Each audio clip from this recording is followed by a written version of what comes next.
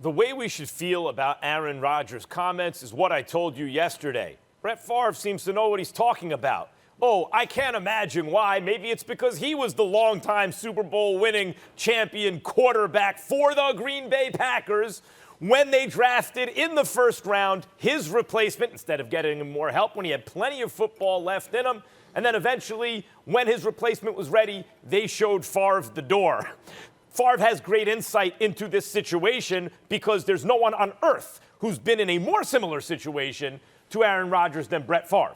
Now, Stephen A., you have made it a point to point out that there are differences. Of course, not exactly the same in every single detail. One of the differences is Brett Favre engendered more respect from the organization, says you, than Aaron Rodgers. That may even be true.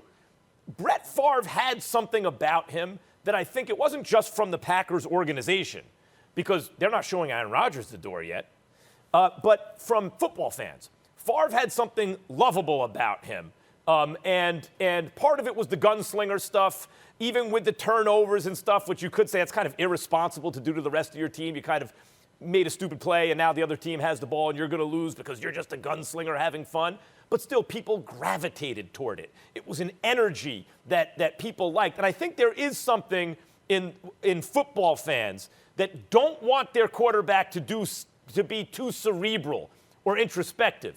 And Aaron Rodgers comes across as cerebral and introspective, which in life is a healthy, mature, and good thing to be.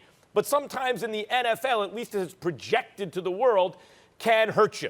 Can hurt your standing, or maybe even your ability to lead in terms of really rallying the team around you. And maybe that came through a little bit in that interview, that Aaron Rodgers is not just making big statements to make big statements, but he's thoughtful. And as Brett Favre said the day before, you know, when he calms down, he's going to consider everything and see, and Favre even said this, Packers ain't letting him go anywhere. Where are the Packers going to let this dude go? He's the reigning MVP. He's playing arguably better than he's ever played. And by the way, from Aaron Rodgers' point of view, Stephen A., they didn't get him help. Right, they drafted his replacement. But they've already done that now, which means in this draft, they can concentrate on, forget about his replacement, the rest of the team with high picks. And think about that team that he's on. He won 13 games in a playoff game against Russell Wilson in the Seattle Seahawks 2 years ago. This season, he went to the NFC Championship game with a chance to win it, and now they have more resources to devote to the team to make it even better.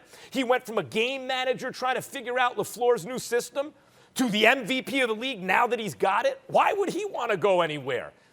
What Favre said was true, and he predicted it, and he was right. Well, these are breadcrumb comments, and maybe it's not about Brett Favre knowing the Green Bay Packers or knowing the situation because it was identical to Aaron Rodgers, because I don't believe that, Max. Maybe he knows Aaron Rodgers better than we thought. And that's what this is all about. Because Aaron Rodgers, these were breadcrumb comments, man. They don't move anybody. They really don't. And it's Molly, in all honesty, it's going to be hard for me to sit up there as much as I support him. It's going to be hard for me to sit up here and say supportive words when, you know, you turn around and he's backtracking, moonwalking like the late Michael Jackson or Fred Astaire or somebody. I mean, it don't make any sense. Thanks for watching ESPN on YouTube. For live streaming sports and premium content, subscribe to ESPN+.